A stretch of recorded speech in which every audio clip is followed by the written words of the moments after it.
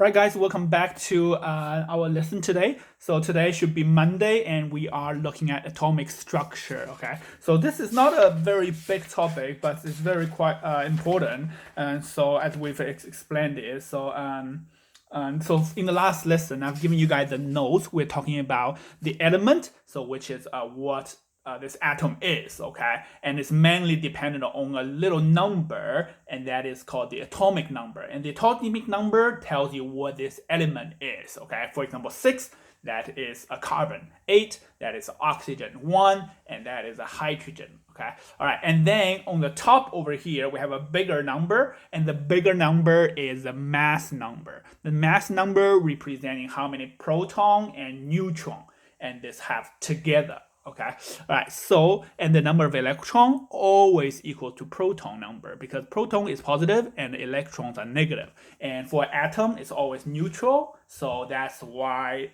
they're equal to each other. Okay, so good news, I got this booklet. So it was taken to me by the relief teacher, and she dropped it off in my litter box. So because I can't be in contact with anyone, so that's great. So now I can tell you guys what page you need to work on. Okay, all right. So the first page is about the different people that has contributed to the development of the model of atom, because we didn't know what atom is or what it looked like, and then later we find more and more about it. So for this one, you guys can have a try yourself if you haven't done it already. And I've given you some of the stories, the important 3 people: John Dalton, J.J. Thomson, and Ernest Rutherford. Or 4 people, and then Bohr. So the 4 model. Okay. So and then the next one is the general structure of an atom. So I've completed the answers over here. So I'm going to take a picture and upload it to onto the Google Classroom, so that after you finish it, then you can have a check of the answer. Okay. All right.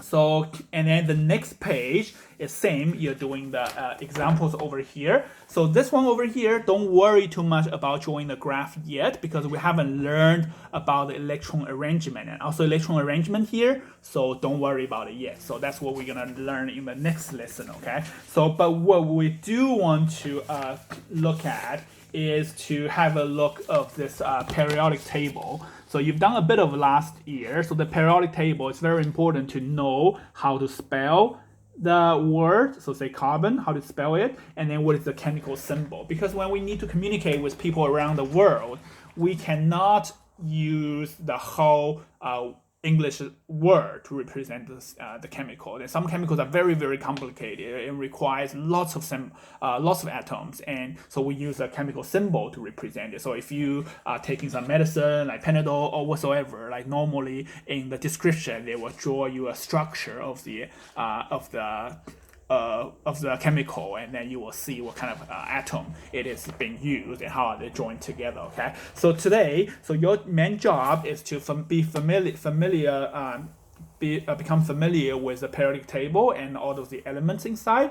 So what I want you to do is just to go to Google and search the periodic table of elements. So what you're gonna do is you're gonna write down all the elements, write down the name of it, and then write down the symbol like this, just like this one, okay? And obviously the bigger the better, so you can see what it look like. And then over here you got the small number, that is 1, 2, 3, 4, 5, and that small number is the 1, 2, 3. That is a proton number or atomic number. I want you to write in the other corner the bigger number. The bigger number is the mass number.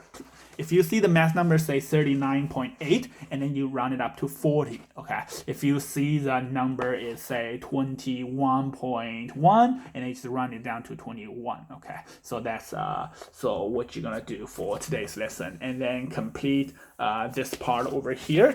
And once I come back, and I'll tell you guys what are the important symbols that you guys will need to remember. So you basically need to remember the first 20, and then there are a few other ones. So at year 9, I think you guys were taught this, like what these things are. So, but you didn't spend time to remember them. Like you actually need to remember them in order to use, for example, chlorine. Chlorine is Cl. You just need to remember. Iodine is I. Iron is Fe, and copper is Cu.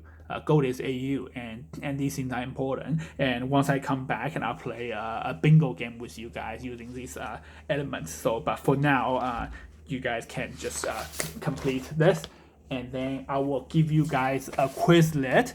And so if you have completed this and you've completed the first like 4 pages, and then you can use a Quizlet and to practice remembering the common elements, the symbol, and how to spell them. Okay, so that will be it for today's lesson. Okay, so I'll see you guys in the next video.